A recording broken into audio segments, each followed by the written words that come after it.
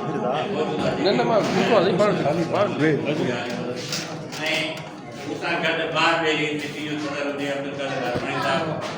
मुनवर साहब तालकेर सदर साईं मुनीराम शाह साहब वीरसन खोतो साहब वीरसन भयो साहब शबीराम खोतो साहब तालके तंगवानी जो सदर हिन टाइम कोन्हे त हुजे वेठो आहे उहो ॾिसे थो असांखे इहो वीडियो ज़रूरु वेंदो दुआयूं असांजे हक़ में घुरे पियो। उन खां अलावा कश्मीर तालके जा उहिदेदार तालके जा पहुता आहिनि मेन उहिदेदार न आयो आहे मूंखे कहिड़ी तकलीफ़ हुई ॿुधाए पियो को खून जो वकील आहे फ़ैसिलो वग़ैरह उनमें मसरूफ़ हुयो पर मां नया शुक्रगुज़ार आहियां सदरुद्दीन मरेटो साहब हुजे साईं अरुण जादर साहब हुजे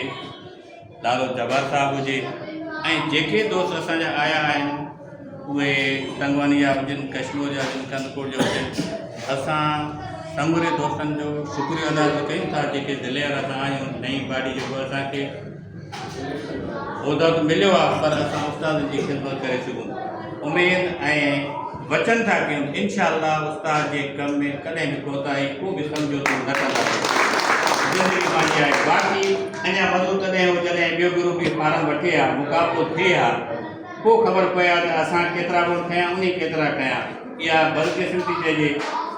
असां वरी बि कोशिशि कई आहे अॼु हेॾी साईं न ॿुधायो सदरुद्दीन तव्हांखे 3-4 दफ़ा बैक थी त असांजी इलेक्शन हिकु थिए मुक़ाबिलो थिए पोइ ज़रूरी न आहे मुमताज़ अचे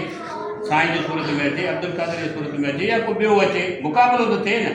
पर जेके मर्कज़ वारा वेठा आहिनि उन्हनि ॾाढियूं असां लाइ ॾाढा ई कयूं असां चयोसीं इलेक्शन थिए असां ड्रिजूं आहे त भला ई थी वञूं तालकनि सिटी ज़िले ते जीअं अॼु थियाऊं पर न मर्कज़ उहो बूटो न ॿारियो जो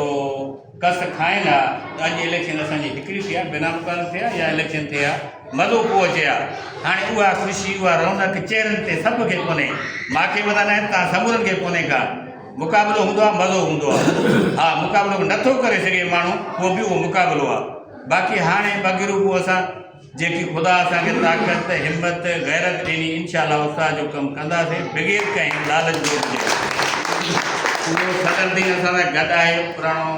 असांजो दोस्त बि आहे हमदर्द बि आहे वॾो बि आहे असां उनजो रहनुमाई उनजो सलाह मशवरा कोन छॾे वेंदासीं उनखे न उहो असांखे छॾे वेंदो हमेशह गॾु हूंदो अनवर आरपणी साहिबु हुजे मां कहिड़े न कहिड़ा दोस्त जेके असां सां गॾु आहिनि ख़बरूं त इलाही माण्हू कंदा आहिनि पर कमु करणु ॾाढो ॾुखियो आहे जेको असां कमु कयो आहे पंहिंजे दिलि में मां सम्झां थो असांजी बॉडी अॻूणी हाणे त शुरूआत आहे जेको कयूं पर अॻे जेको असां कयो आहे तव्हां खां लिखियलु छपियलु न आहे दिलि पूरे में क्लार्क जेके आहिनि उहे असांखे चवंदा आहिनि त हीउ कमु वेंदा पियो टे तव्हां कराइजो हीउ डायरेक्टर को तव्हां कराइजो जेको उन वटि कमु सौंपियलु हूंदो उन्हनि जा माण्हू कंदा पर असांजी तनज़ीम उहा सिटी हुजे उहो तालको हुजे उहो कश्मीर हुजे कंदकोट हुजे या तंगवानी हुजे या कंदकोट तालके हुजे उहे पंहिंजे कम खां बाख़बर आहिनि सुतल न आहिनि बाक़ी उस्ताद कम ई न ॾींदो क्लार्क खे ॾे कंहिं एजेंट खे ॾे त उस्ताद ॼाणे असां उस्तादनि जे लाइ दरवाज़ा खुलिया पिया आहिनि मां न आहियां अब्दुल कादर वेठो आहे हिते